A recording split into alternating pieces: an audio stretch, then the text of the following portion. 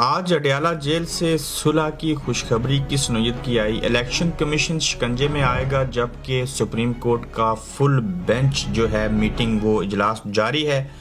जजों ने सर जोड़ लिए हैं और हुकूमत परेशान है। और अमेरिका में क्या हुआ और मियां साहब आज अमेरिका के लिए रवाना हो चुके। अस्सलाम वालेकुम, आप देख रहे हैं गोरखतंदा अबरार कुरैशी, आपसे मुखातिब हूँ। अडयाला जेल से सुलह की जो खुशखबरी है वो इस लिहाज से है कि सबसे पहले तो काफ़ी तवील अरसे के बाद वकला आम मुलाकातों का जो सिलसिला था वो शुरू हो चुका है इमरान खान साहब के साथ अडयाला जेल में।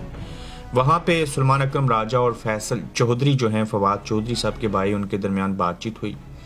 खान साहब ने जो शटअप कॉल दी उसके ऊपर फवाद चौधरी ने कहा कि अगर खान साहब हमें शटअप कॉल देते हैं कि खामोश हो जाओ तो फिर हम खामोश हो जाएंगे और उनकी बात हमारी सर आंखों के ऊपर। लेकिन ये जो करण अर्जुन हैं, फवाद चौधरी और फैसल चौधरी, इनसे कोई पूछे कि भाई आप लोग जो हैं वो बहुत पहले छोड़ गए थे खान साहब को 9 मई के फ़ौरन बाद, फिर आप दूसरों के ऊपर तनकीद करते हैं। अगर आपको इतना ही एहसास था तो खान साहब को छोड़ा क्यों था और दूसरी पार्टियों में जाने के लिए रजामंदी क्यों जाहिर की थी? सुलेमान अकरम राजा जो हैं वो जैसे कैसे भी हैं, वो कोई उस तरह के सियासतदान नहीं है, लेकिन वो इमरान खान साहब से मुखलस हैं। उन्होंने अपनी वकालत को भी जारी रखा और सियासी जमात का वो हिस्सा बने। अगर वो इमरान खान ना होते तो शायद ज़िंदगी में उन्होंने किसी सियासी जमात का ना हिस्सा बनना था, ना ऐसी स्ट्रगल करनी थी, ना कभी इलेक्शन लड़ना था। तो वो इस निज़ाम का हिस्सा बने और उसके बाद उन्होंने चीज़ों को सोचा समझा और बागौर उसका जायज़ा लेते हुए चीज़ों को लेके आगे बढ़ रहे हैं। और आज जब फैसल चौधरी और सुलेमान अकरम राजा इमरान खान साहब के सामने जब पेश हुए तो वहाँ पे इमरान खान साहब ने कहा कि पिछली चीज़ों को भूल जाएं, नए सफ़र का आगाज़ करें और आगे बढ़ें और एक दूसरे के हवाले से जो चीज़ें हैं उनको मुस्बत पैराए में लेके आगे जाइए। बड़ा केस बगैर समात के जो है वो आज मुलतवी हुआ और इमरान खान ने किसकी सुलह करवाई। 190 मिलियन पाउंड का जो केस था बगैर समात की करवाई के आगे बढ़ गया और 30 अक्टूबर तक मुलतवी कर दिया गया। अडयाला जेल से जो है वो सुलेमान अकरम राजा और इमरान खान की जो सुलह करा दी गई है। अब देखना ये होगा कि इसके असरात कैसे पड़ेंगे। और फिर फवाद चौधरी अगर ये कह रहे हैं कि अलीमा खान और बुशरा बेगम जो हैं उनको लीड करना चाहिए जमात को और वही फोकल पर्सन होने चाहिए, वही तुर्जमान होने चाहिए इमरान खान साहब के और पाकिस्तान तहरीक इंसाफ के, तो क्या इमरान खान साहब कभी अपनी बहनों को और या अपनी बीवी अहलिया को सियासत के अंदर इन्वॉल्व करेंगे, भले वो खुद जेल में हैं और ये दोनों जो हैं वो बाहर हैं? ये जो मशवरे दिए जा रहे हैं, अगर फवाद चौधरी ऐसा मशवरा दे रहे हैं तो मेरे ख्याल से ये बात बड़ी गौर करने वाली है। और फवाद चौधरी साहब की अगर अहमियत देखी जाए उनके मकामी हलके के अंदर तो वहाँ पे लोग इनको पसंद नहीं करते। फैसल चौधरी साहब ने कागजात नामजदगी जमा करवाए थे, इलेक्शन लड़ना था और फिर उन्होंने कोशिश की कि लोग तो घास नहीं डाल रहे तो मैं वापस ले लूँ। तो वापस लेने का वक्त बीत गया था तो उन्हें चंद 100 वोट मिले थे और इनकी ये हैसियत रह चुकी हुई है वहाँ पे जेहलम के अंदर।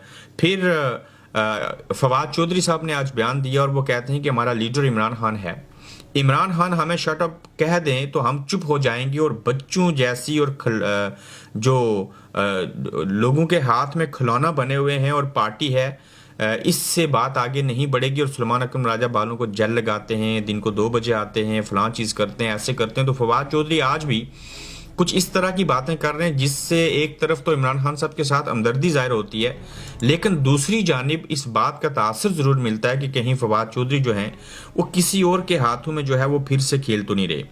आज जो सुप्रीम कोर्ट का फुल कोर्ट का इजलास हुआ, ये बड़ा अहमियत का हामिल है। पहली बार ऐसे हुआ कि जो कोर्ट रिपोर्टर्स थे, जो कोर्ट की खबरें देते थे, उनके सोर्सेज मर गए और बड़ी सख्ती से इस इजलास की चीज़ें बाहर ना जाएं, जो सुप्रीम कोर्ट का अमला है उनको बता दिया गया। ताहम इसके हवाले से फुल कोर्ट का जो इजलास है इस पे बात करने से कबल मैं ये आपको बता दूं कि एक लंबे अरसे के बाद सुलेमान अकरम राजा साहब जो हैं उन्होंने इलेक्शन कमीशन के खिलाफ दरख्वास्त दी है सुप्रीम कोर्ट को, जिसकी यकीनन समात हो जाएगी। और इसका एजेंडा ये है, मकसद ये है कि जो मखसूस नशिस्तें हैं वो PTI को देने के हवाले से बातचीत की जाए, इसके ऊपर समात होनी चाहिए। और फिर जो पार्टी से बल्ले का निशान लिया गया था उसको भी रिव्यू में लाया जाए। तो अब ये सारी चीज़ें जो हैं ये देखना होगा कि सुप्रीम कोर्ट के अंदर समात इसकी कब होगी और क्या होगा।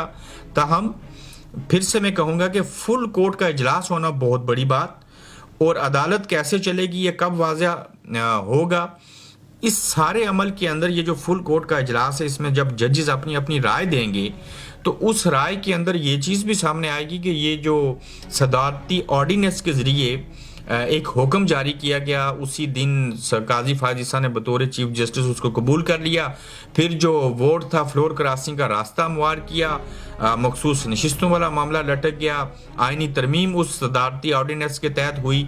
फिर जो प्रैक्टिस एंड प्रोसीजर बेंच बनना था उसके अंदर मोस्ट सीनियर जजेस शामिल नहीं थे, वो तो शामिल हो गए।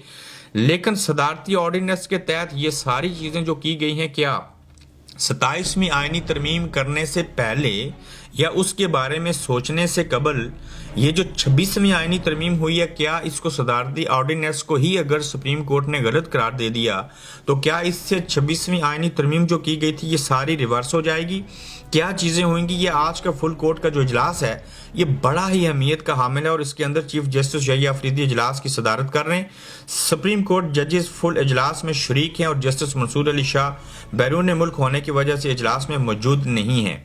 लेकिन देखना यह होगा कि जस्टिस यही अफरीदी जो हैं वो बाकी जजों की कौन सी बातें सुनते हैं, उनकी जानिब से इस सदारती ऑर्डिनेंस के ऊपर बात होती है नहीं होती, खबरें बाहर आ जाएंगी। और आज का होने वाला ये जो इजलास है इसके ऊपर सबकी नज़रें लगी हैं और अब तक हुकूमत और इस्टेब्लिशमेंट परेशान हैं कि ये नए चीफ जस्टिस सब कर क्या रहे हैं। ये तो वो चीज़ें कर रहे हैं जो काजी फायद ईसा साहब के ज़रिए हमने रोक के रखी थी।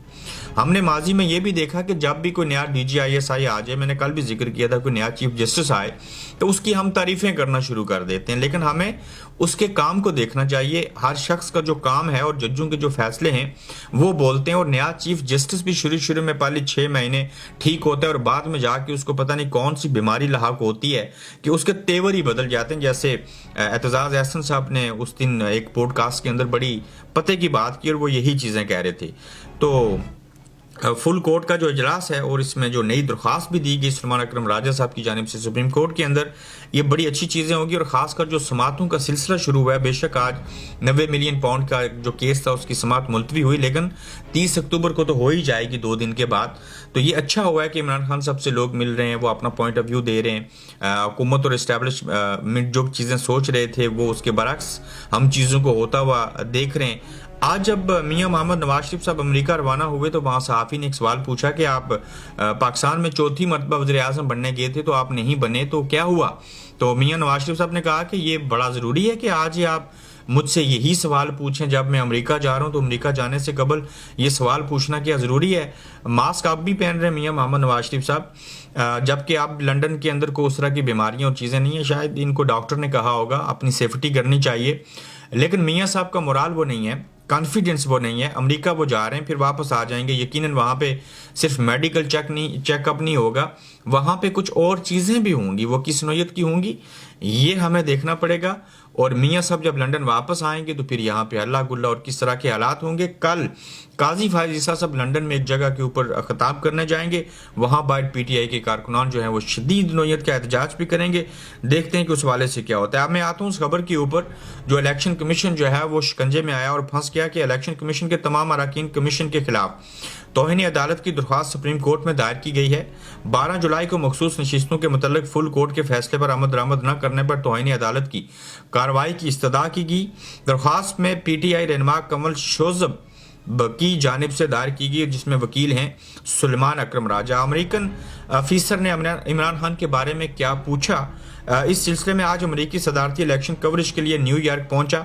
इमिग्रेशन अफीसर ने सवालात किए, जैसे बताया कि जर्नलिस्ट हूँ।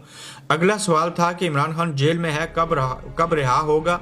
ये सुनकर मैं हैरान रह गया कि गोरा अफसर भी इमरान खान और उनके खिलाफ केसेस से वाकिफ था और बिलाशुबा खान दुनिया में पाकिस्तान की पहचान है। आदिल निज़ामी हैं जो एंकर हैं, उन्होंने ये बात बयान की है।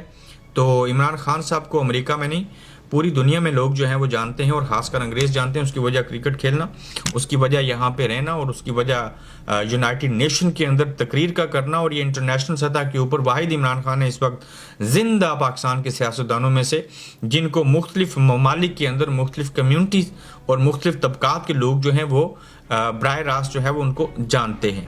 तो फुल कोर्ट के अजलास की अपडेट्स जो ही आएंगी दोबारा इंशाल्लाह आपकी खिदमत में हाजिर होंगे, तो देखते हैं कि ये चीज़ें, ये डेवलपमेंट्स जो हैं वो किस तरह का रुख इख्तियार करती हैं, और फुल कोर्ट जो सुप्रीम कोर्ट का इजलास है उसमें क्या क्या चीज़ें डिस्कस हुई। अपना ख्याल रखिएगा, यूट्यूब चैनल को सब्सक्राइब कीजिएगा, तो फिर आपसे जल्द मुलाकात होगी। आप देख रहे हैं गोरखधंधा अब्रार कुरैशी के साथ।